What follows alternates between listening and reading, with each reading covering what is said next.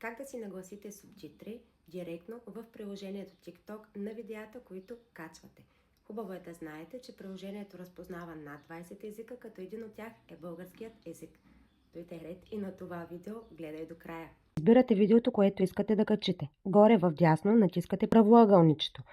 Малко по-надолу в лентата има субтитри.